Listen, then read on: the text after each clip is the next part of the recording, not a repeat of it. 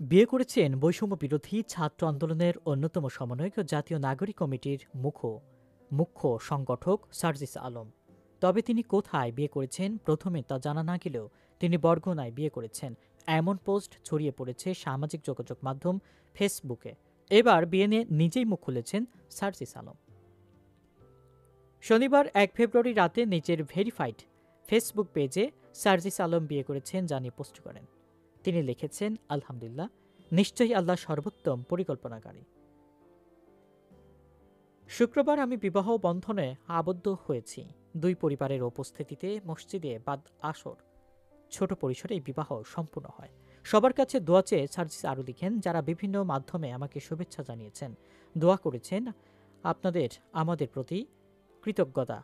পারিবারিকভাবে ছোট পরিসরে হওয়ায় কাছের অনেক শুভাকাঙ্ক্ষীকে বলতে পারিনি, সেজন্যই আন্তরিকভাবে দুঃখিত। তবে সুবিধাজনক সময়ে কিছুটা বড় পরিসরে একসাথে মিলিত হওয়ার ইচ্ছে আছে, আমাদের জন্য দোয়া করবেন। এর আগে শুক্রবার ৩১ জানুয়ারি সামাজিক যোগাযোগ মাধ্যমে ফেসবুকের এক পোস্টে সার্জিসের বিয়ের বিষয়টি নিশ্চিত করেন যুব ও ক্রীড়া উপদেষ্টা আসিফ মাহমুদ। এরপরেই সার্জিস বরগুনায় বিয়ে করেছেন লিখে পোস্ট দিতে শুরু করেন বরগুনার নানা শ্রেণী পেশার মানুষ। সামাজিক যোগাযোগ মাধ্যমের একাধিক পোস্ট থেকে জানা যায়, বাংলাদেশ সুপ্রিম কোর্টের deputy attorney general advocate Lutfur রহমানের বড় মেয়ে রাইতার সঙ্গে বিয়ে সম্পন্ন হয়েছে সার্জিস আলমের।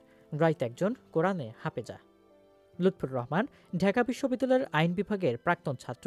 তিনি বরগুনা সদর উপজেলার ২ নম্বর গৌরীচন্দ্রা ইউনিয়নে লাকুরতলা নামক এলাকার বাসিন্দা। তবে পেশাগত কারণে বর্তমানে তিনি পরিবারের সদস্যদের নিয়ে ঢাকায় বসবাস করেন।